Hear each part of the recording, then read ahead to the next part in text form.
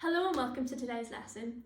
In this lesson, we're going to be discussing climate modelling, with climate modelling referring to the processes that are used by both scientists, mathematicians and weather forecasters to try to figure out what the climate is going to look like tomorrow, next year, in 2 years' time, decades' time, centuries' time, and look at the patterns that are currently being created and whether they're looking to a healthier, happier world, or if actually we're having detrimental effects on the climate due to different processes such as driving and releasing carbon dioxide and just different things like that, and whether we are actually having damaging effects on the Earth's climate, meaning it might not be around in future years for future generations to enjoy.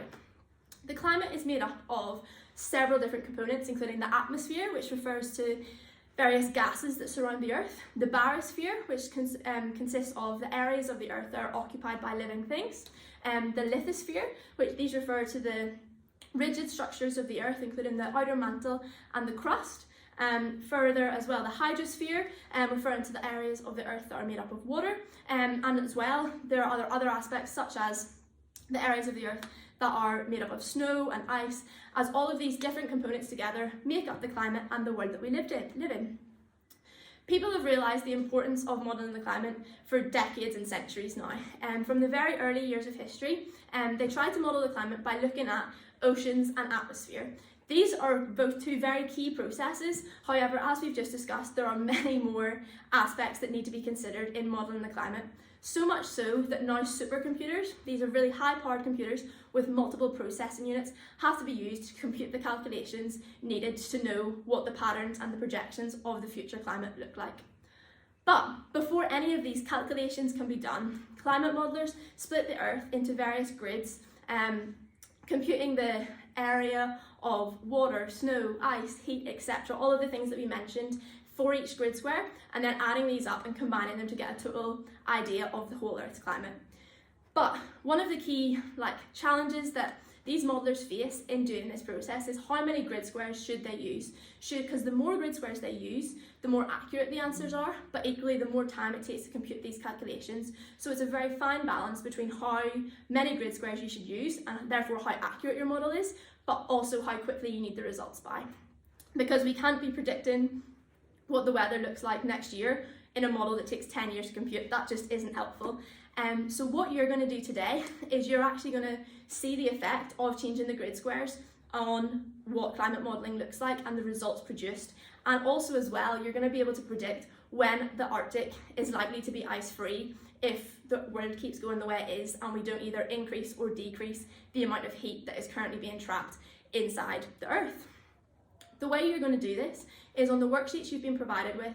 There are a series of images, satellite images of the Arctic from 1979 until now. Your job is to estimate how much of the Arctic is ice, how much of the images are ice around the Arctic area, and plot this on a graph of year against ice coverage. You will then repeat this for the images which have more grid squares on them, and then you're going to compare your two graphs that are produced, seeing which is more accurate, but also comparing how long each of them took to complete. The other thing you're going to do is compare your answers to how likely and how quickly the Arctic is likely to be ice-free if the patterns of climate keep changing. Because this is something that scientists, mathematicians, and the general population are quite concerned about, because if we lose our Arctic, that means there's going to be a massive rise in the sea levels because all of the frozen water will become water that can flow and cause flooding. It's also going to change the animals and the wildlife. For example, polar bears aren't going to have a habitat, so they're going to become extinct. And all of these different processes, which the Arctic has a key role in monitoring and keeping the Earth as it is today.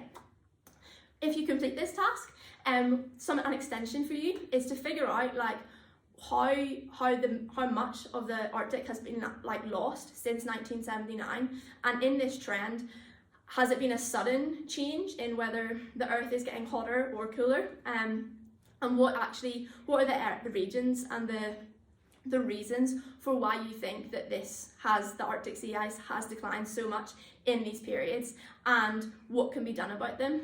So have a think, have a discussion, and chat with people beside you, and as a class, figure out what you think some of these methods are and what can be done to prevent it, because we want to protect and save our Arctic for years to come.